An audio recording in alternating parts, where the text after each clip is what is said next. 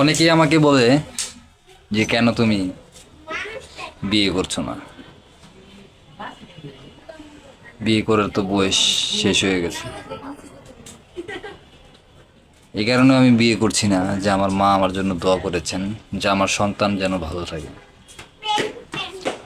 আমি বিয়ে না করেই ইনশাল্লাহ ভালো আছি। কারণ বিয়ে করলে জীবনটা হয়ে যাবে বরবাদ। সাপের মতো তারা ফেনা ধরে থাকবে মুখে, আর শরীরের রূপ ক্ষণে ক্ষণে চেঞ্জ করবে।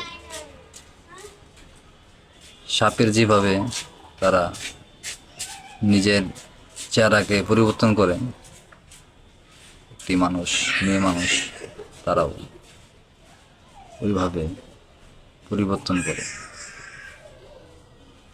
তারা নিজের শাশুড়িকে মা ভাবতে পারে না,